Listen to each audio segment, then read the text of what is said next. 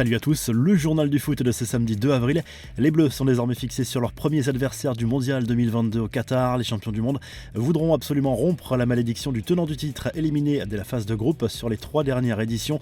Voici le programme détaillé. Premier match le 22 novembre à 20h heure française face à un barragiste. Ce sera soit le Pérou, soit l'Australie, soit les Émirats Arabes Unis. Rendez-vous ensuite le samedi 26 novembre face au Danemark à 17h heure de Paris avant un duel face à la Tunisie 4 jours plus tard en plein après-midi.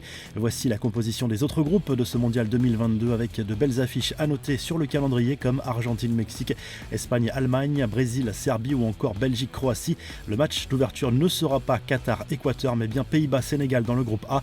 La mascotte de la compétition a également été dévoilée lors de cette cérémonie. Elle a la particularité de ne pas avoir de pied. Elle se prénomme Laïb qui signifie joueur super qualité en arabe. On connaît également le camp de base des Bleus au Qatar. Il s'agit du Al Messila Resort de Doha, un établissement 5 étoiles situé à 6 km du centre de la capitale. L'hôtel est équipé de suites luxueuses et de plusieurs piscines. Les infos en bref, changement de cap pour le Barça seulement quelques jours après avoir balayé l'idée d'un retour possible de Lionel Messi. Joan Laporta a finalement modéré son discours lors d'un entretien accordé à la RTVE. Les portes de Barcelone seront toujours ouvertes pour Messi. S'il veut me parler d'un retour au Barça, j'en serais ravi, a lâché le président Blaugrana. Le constat lucide de Dimitri Payet sur son plus gros point faible en tant que footballeur, le jeu-tête. J'ai dû en mettre un en professionnel. J'en ai mis à l'entraînement, mais sans défenseur c'est plus simple. Le jeu-tête c'est vraiment une catastrophe. Je suis plutôt là pour jouer les seconds ballons, a lâché le Marseillais lors d'un live Twitch de la LFP consacré au numéro 10. Enfin le nouveau tatouage de Lionel Messi consacré à la dernière obsession de l'international argentin, le mondial au Qatar qui sera sans doute son dernier. Pour marquer l'événement, le joueur du PSG, Égérie d'Adidas, a dévoilé dans une story Instagram son nouveau tatouage, le ballon officiel de la Coupe du Monde tatoué sur la jambe avec l'inscription Vamos. Le logo Adidas est bien visible, on peut donc penser qu'il s'agit d'un tatouage éphémère et d'un gros coup marketing de la marque aux 3 bandes.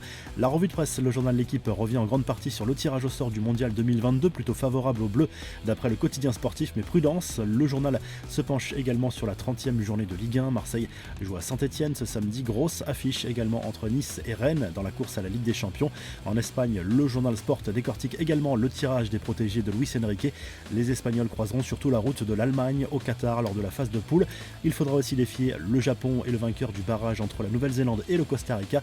Et en Italie, on se concentre surtout sur la Serie A après l'élimination de la Squadra Azzurra de la course mondiale. Le match Juve-Inter programmé dimanche pourrait relancer la course au titre.